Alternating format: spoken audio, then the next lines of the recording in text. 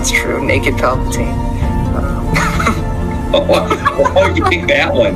Fresh out of the clone tank, nude Palpatine is my Well, that's the first thing I think of when you say Dark Empire Palpatine.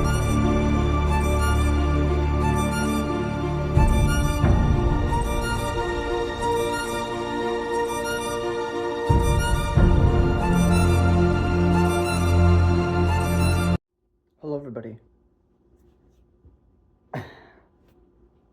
So, I went even further back to the 1840s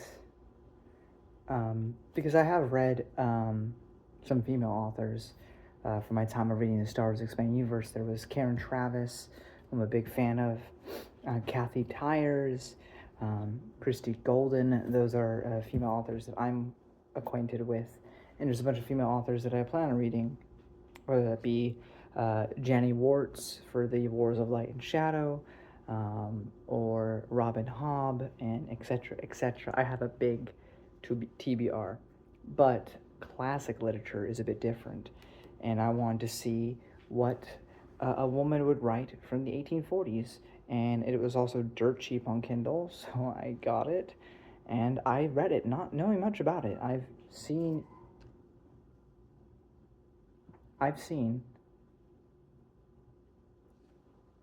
multiple adaptations. I haven't watched them, but I've seen multiple posters for this adaptation of Wuthering Heights. So I always assumed it was just like a romance novel, right? But beginning Wuthering Heights by Emily Bronte, I quickly realized it's not that at all. I mean, it's got romance in it, but that's not the core theme of it. And, maybe it's Emily herself, maybe it's a mix of that, maybe it's that it's from the 1840s, I don't know, but some sections of this, the prose were exquisite. Some of it, well, I assume, I didn't do my due diligence, but I assume certain sections here have people seemingly very excited, and so I imagine something along those lines was sort of the idea going forth, but the term used in this novel was ejaculation. Through ejaculation, they were something, and I was like,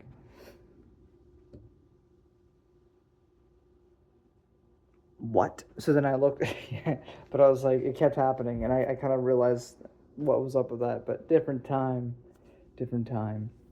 But I have to say,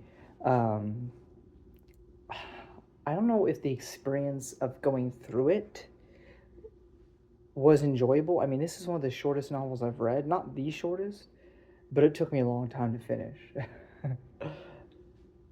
So I think it's a bit like Damien in that respect, right? I wasn't ecstatic on my own. Actually, that's exactly the term that they should have been using instead of ejaculation. Anyway, I don't think I'd ever say I was ecstatic about what was going on during certain sections, but I was engaged, and I was thinking, and all the characters are wonderfully characterized, but also the frame narrative of this is that we're actually being told a story through a character named Nellie, who is an unreliable narrator. I mean, she's not, I wouldn't say based on the information we have from the book without getting into spoilers that she's a liar, per se. She's a normal person. She has her own biases, as we all do, and, people's memories are not 100%, and she's talking about stuff that's happened like 20 years prior to the start of the book, so, your memory is going to be a little bit hazy, especially when you weren't the core focus of those events. So I don't think she's ever intentionally lying or anything, but I do think she may have a skewed view from time to time. That being said, basically this guy named Mr. Lockwood is staying at Wuthering Heights for a bit, and he meets a couple strange folk like Mr. Heathcliff and Miss Catherine and this other guy and Nellie, and he ends up staying at the other place, the Grange or whatever, and this is when she starts telling him the story. There's also some supernatural elements in this book, Whether or not there is actually anything supernatural going on, I think is left for you to decide. But ultimately, what this is, and what I realize that this story is a story about revenge, and very much also about forgiveness and what happens when you don't forgive. The main villain of this book, and I think I can say he's a villain, because there's a direct point where he stops being sympathetic, specifically because, or he's always sympathetic, but in the 1840s, perhaps a nuanced villain would not be commonplace at the time. I'm not sure. I've read a bunch of things in the 1840s. All I have is stuff that happens a century later with stuff like Howard, with Robert E. Howard and Conan and stuff, and the stuff's very black and white. So maybe that, was a shift in the times. I don't know. But the reason I think I can say he's not just like an anti-hero or misguided and he's a direct villain is because Heathcliff goes through, as we learn, a bunch of abuse growing up. He is, he's Romanian or something. I forget the term for it. But the racist term is gypsy, which is what they use for him. He's a bit darker of complexion. He's not, like dark. But he is darker than most of the people in this story. And the only person who shows him kindness in this story is the guy that basically adopts him as his own,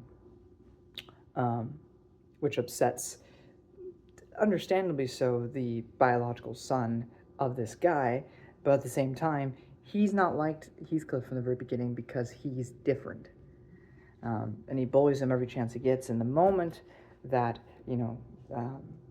Hindley, that's the other kid's name's father, dies, he instantly treats him even more so like crap, makes him a servant instead of an equal, all this stuff. And just without spoilers, as we go through these early sections of all of these people's lives, and also, nobody in the story is really a good person. Nellie is a bit of an instigator, but I mean, besides that, she's not a terrible human being. The next generation is a bit better, but all that's for spoilers, I'll say. But Heathcliff, very much through the whole first half of the novel, I'm absolutely on this guy's side. He's being just treated miserably for no good reason, really. He does have an attitude, but that also comes from, the abuse he suffered. But what makes him a villain, and even if you want to try to justify it as, well, you hurt me, I hurt you back, and that's equality, that's equal. Even if you want to try to make a case for that, it gets to a point with Heathcliff where everything he's doing, everything he is so consumed by revenge that it bleeds on to the next generation.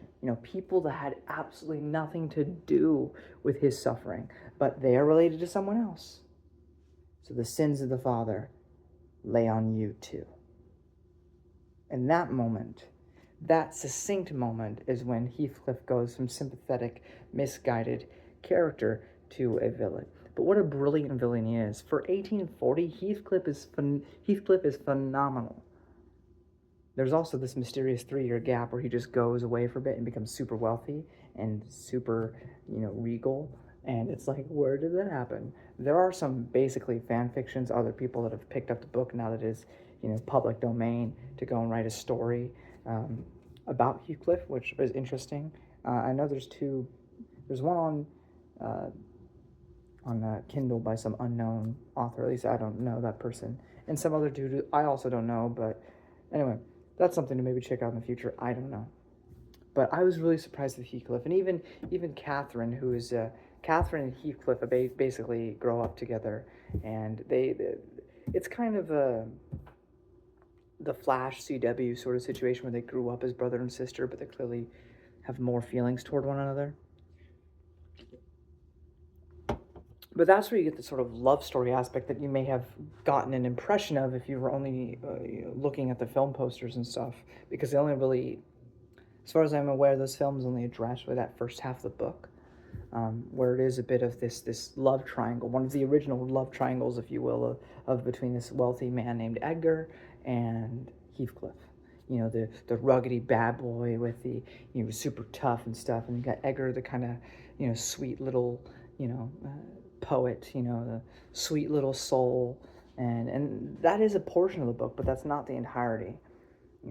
This book is filled to the brim with tragedy and sadness, and nobody really ends up happy in this story outside of a few, and that's because they break the cycle of abuse and revenge. They choose to be better, and it is ultimately a cautionary tale of you should forgive people, because it ultimately leads, if you allow revenge to consume you, the hatred leads to fear, fear, how's it go? I forget how Star Wars go, and I'm the Star Wars guy, but hate leads to suffering,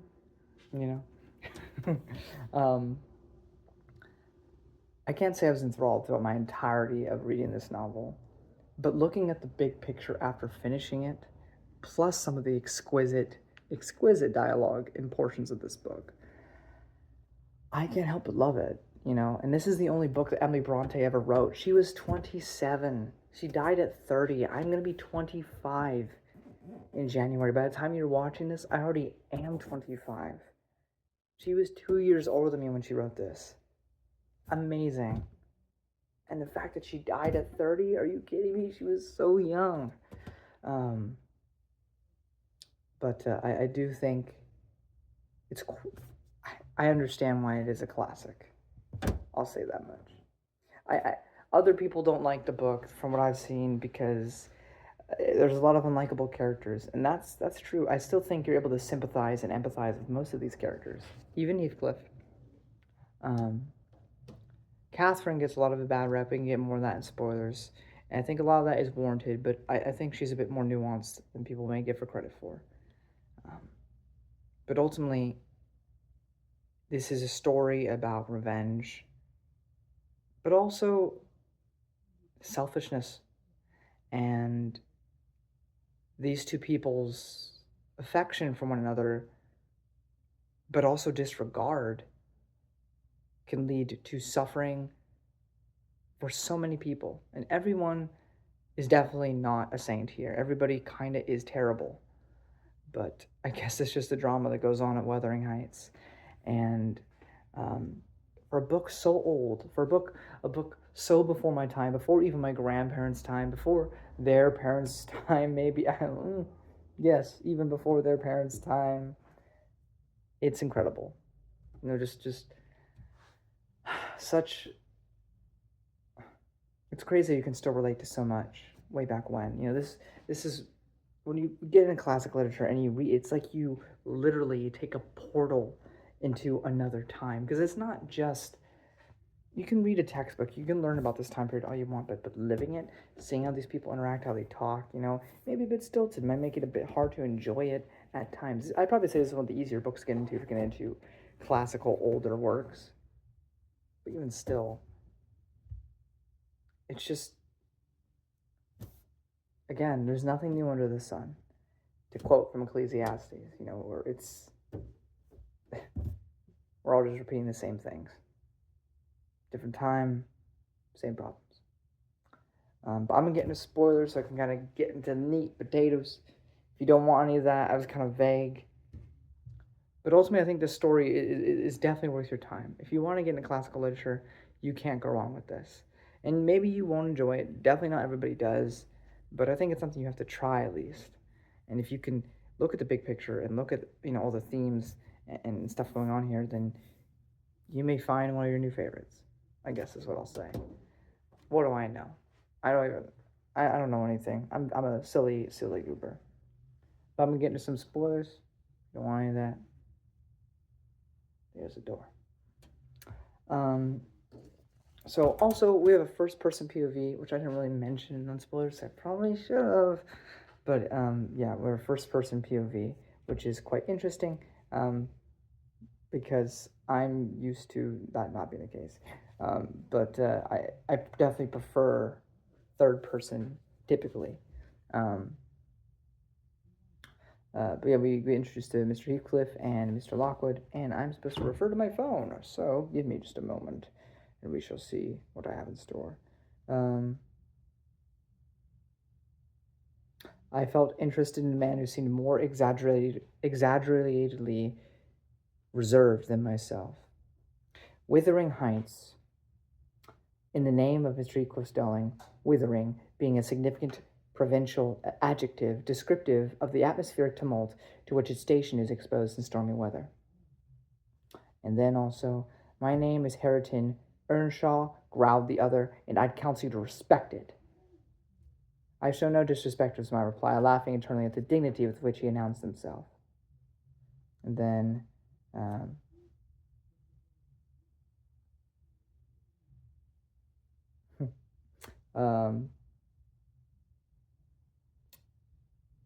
Mrs. Dean, who's Nellie, is the housekeeper.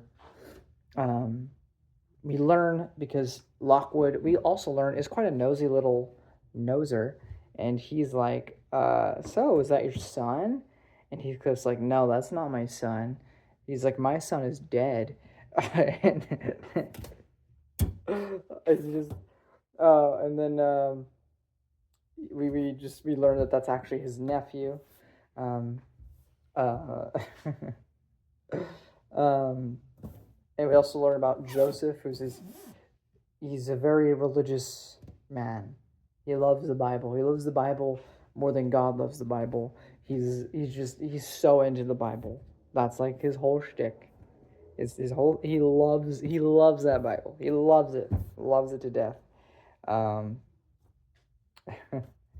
then we kind of go back to the childhood stuff. Am I missing anything? I don't think so. But constantly throughout the beginning section of this book, or especially from Nellie, we have Heathcliff described as it, not as a boy, not as a person, as an it, consistently as a child, and everybody kind of does this, whether it be from Hindley, who is Mr. Earnshaw's, who's the original owner of Wuthering Heights, is the father to Hindley and Catherine, who will meet, and he basically finds Heathcliff on like the side of the road and decides, I like him, he's like a little puppy, I'm going to pick him up, and takes him and basically adopts him as his own, and he's becomes the absolute favorite of the household, which understandably upsets, again, Hindley, but also, do I really care? Because you've been treating him like crap since the moment he arrived because of the color of his skin and who he is. So, but understandably, there is some resentment building because of his daddy playing favorites with someone else that's not his actual son. But Hindley is, basically a stepbrother, would go and beat Heathcliff every day just because he didn't like him. So also fun. They were also the moment that Heathcliff stepped foot onto the premises, the moment he shows up with their dad, what does Catherine and Hindley do? They spit on Heathcliff, okay? That's how we start this book, so that's fantastic.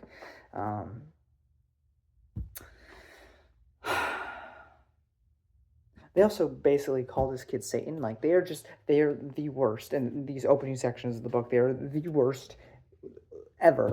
They're so awful to this poor child. But then Mr. Earnshaw does get sick and he passes away. And Hindley went away for a bit. But when he comes back to his father's funeral with a wife. Heathcliff and Catherine, during all this time,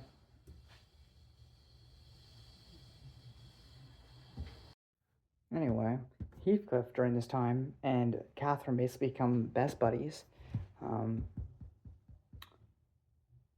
But they go and travel to this Grange, which is like across the way. And because they were trespassing on land that wasn't theirs, a dog comes and attacks Catherine. And for some reason, instead of calling the parents over or whoever, they keep Catherine for like a month and a week, 5 weeks, till she gets well. And in that time, they taught her to be well mannered, and so she's a bit, because before, Catherine and Heathcliff were like kindred spirits, like these troublemakers, but now she's a bit more, I'm a well-mannered lady. Hindley's wife dies of consumption, which is, in other words, is tuberculosis. Like Arthur Morgan from Red Dead Redemption 2. I'm dying. TB. I got it. Beating man. Anyway. But before she dies, she gives birth to a baby, Hareton. If you remember, way back at the beginning of the book, Mr. Lockwood confused Hareton for Heathcliff's son, which is actually his nephew, in a long-about way. Anyway, this puts Hindley into a deep depression after his wife passes away. And he's been abusive, he's been rough before, but now he's even worse. Now it's not just Heathcliff, it's kind of everybody. And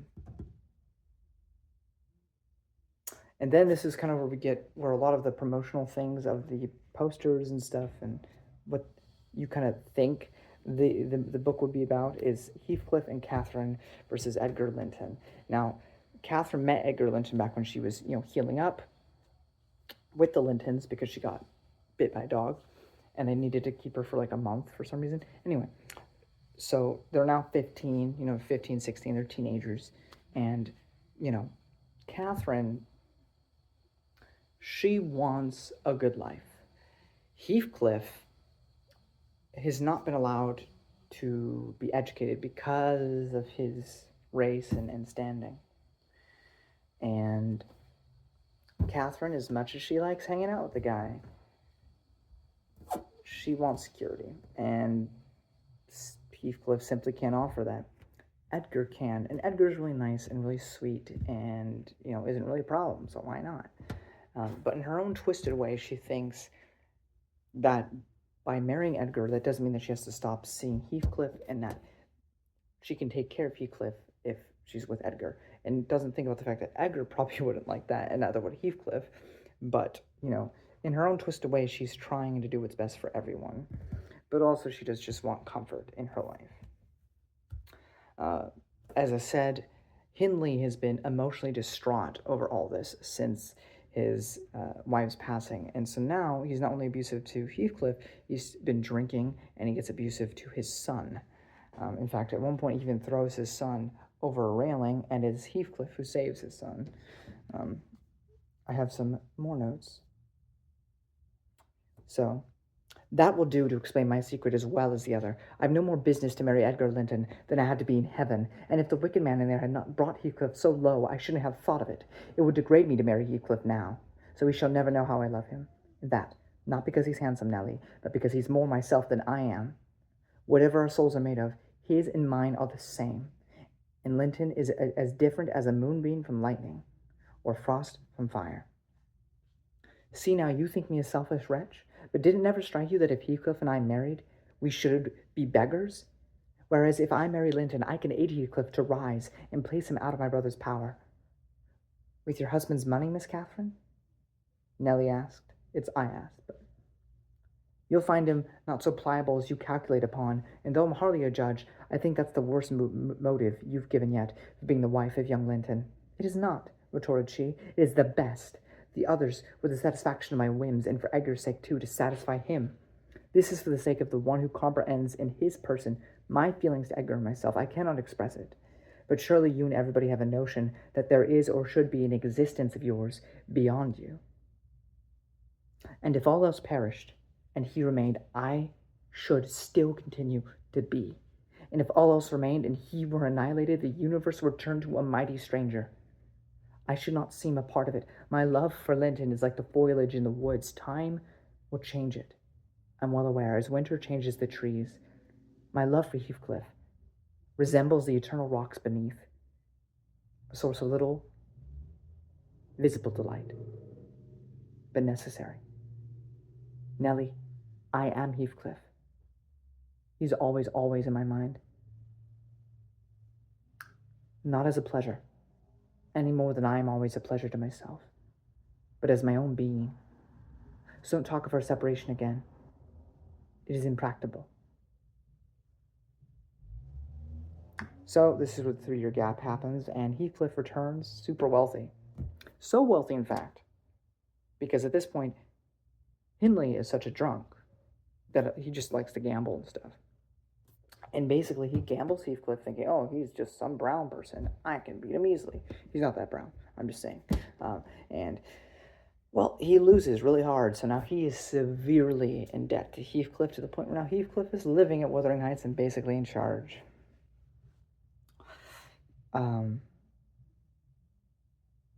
Catherine, you're such a friend that you'd speak so low of Heathcliff.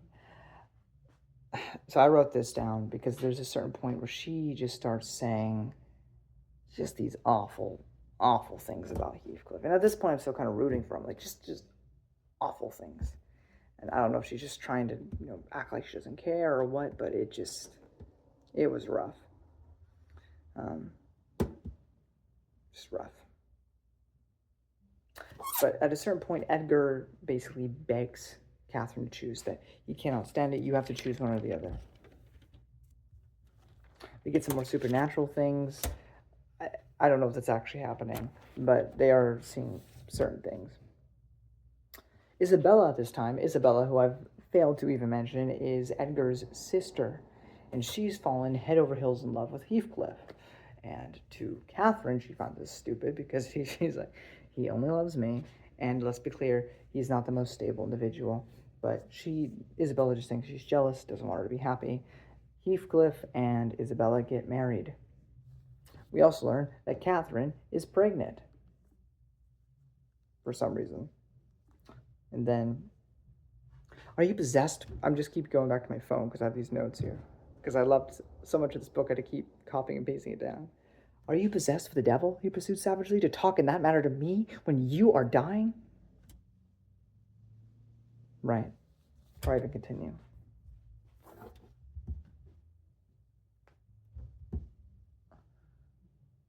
At a certain point, she did choose Edgar, but because of all this, she starts to starve herself, she starts to not eat, she just starts neglecting herself, whether it's for attention. I think it is a bit of that, but I think it's also like a bit of depression and other things going on with her mind. The mind is a complicated thing, but she basically is killing herself. And then she's dying, and Heathcliff shows back up, and she's still dying, and this is where these things come from. So, you are possessed with a devil. He pursued savagely to talk in that manner to me when you are dying. Do you reflect that all those words will be branded in my memory and eating deeper eternally after you have left me? You know you lie to say I have killed you. And Catherine, you know that I could as soon forget you as my existence. Is it not sufficient for your infernal selfishness that while you are at peace, I shall writhe in the torment of hell? You teach me how cruel you've been, cruel and false. Why did you despise me? Why did you betray your own heart, Kathy? I've not one word of comfort. You deserve this. You have killed yourself. Yes, you may kiss me and cry and wring out my kisses in tears. They'll blight you. They'll damn you. You loved me? Then what right had you to leave me? What right? Answer me. For the poor fancy you felt for Linton. Because misery and degradation and death and nothing that God or Satan could inflict would have parted us. You, of your own will, did it. I have not broken your heart. You have broken it. And in breaking it, you have broken mine. So much the worse for me that I am strong.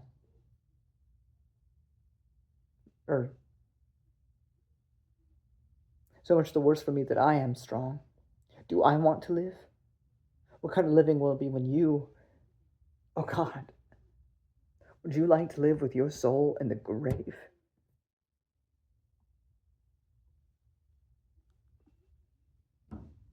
Before Catherine dies, she gives birth, and the baby, gets to about 7 months old. And then Catherine dies. So, yeah. Heathcliff and Catherine don't have a healthy relationship. I wouldn't even say they have a good version of love. They have a very toxic view of love. But what else could they have?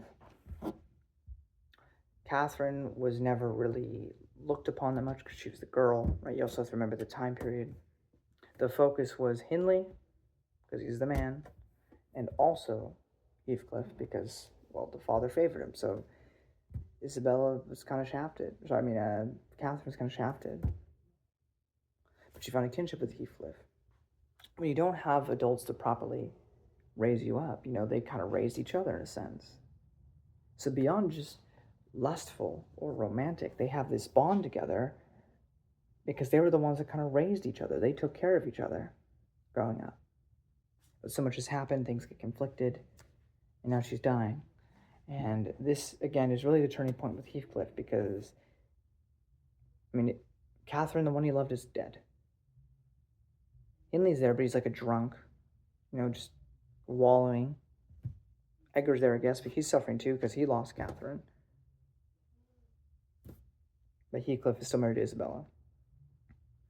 Isabella is also pregnant, and she names her son after her maiden name, so you don't get confused. She named her son Linton, who is Heathcliff's son. If you remember back at the beginning, he said his son was dead, which takes place in, current present day at the time. We also know that he's been extremely abusive to Isabella, Heathcliff, and she has to run off at some point. Heathcliff also treats this cycle with Heaton, and the cycle of abuse is throughout this entire book. Is kind of like the whole thing is this cycle. Then his son dies, and again, what does he have left? He's gotten his revenge, and he wants to, his son Linton was not much like him. He was weak, he emotionally manipulated, he blackmailed, but he wasn't strong like Heathcliff. Heathcliff could back up his talk. His son could not. And yet his nephew, one born from someone else, is more like him than he would like to admit. But he also knows this subconsciously, so now here he is trying to orchestrate a thing so he could basically do it all over with, because now we have another Catherine, by the way, Kathy. They basically have Hareton and Kathy fall in love, so that way she can get hurt, and he have his ultimate revenge, whatever, but ultimately, they don't follow that same cycle. Because while they may be kind of a mirror image to Catherine and Heathcliff, they don't rise to the same level as them. They go above. They change. Despite how Heathcliff is, they decide, or at least Catherine II, decides to forgive Heathcliff. Because I don't need any revenge on you. You being yourself, wallowing in your own misery as you so clearly are, is revenge enough. Now, she says the word revenge, but she's not seeking out any further torment for him. He's living his own hell, as it were. And despite his need to be evil and angry and vengeful and spiteful, he can't help but kind of like Heaton. He kind of likes this kid. He doesn't like that he does, so he goes away. And then he dies, kind of mysteriously. Was it a ghost? Was it this? Was it that? I don't know. But he passes away.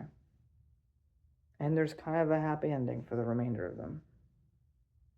But ultimately, again, I didn't expect it to be this. And such beautiful prose, too. It's the 1840s. I didn't know what to expect, but it was really good. And I think it's such a good example of early on in literature giving us like a really sympathetic and complicated villain. And I think he is a villain because of the things he does. Like, even if you want to argue that, at first he's getting revenge on people that rightly deserve it because of how they treated him, then he starts doing it to people that have nothing to do with it. Like the kids, the next generation. They don't deserve that. Isabella didn't deserve that. She got abused just because she was related to Edgar. And that's when you have to stop. I had so much sympathy for him in the first half, but he lost it by the end. I wanted to strangle the guy. And there's other stuff I missed. And I'll leave links in the description. There's this wonderful channel, I forget her name, but she did like an hour and a half, like a movie-length explanation of this book. which watching it after the fact definitely helped clear some things up.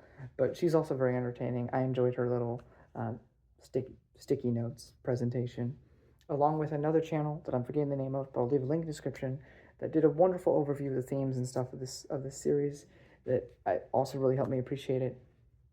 And as I said, favorite book of the Bible, Ecclesiastes. There's nothing under the sun, and everything I'm saying is just regurgitations of other people because I don't have original thought and I'm dumb.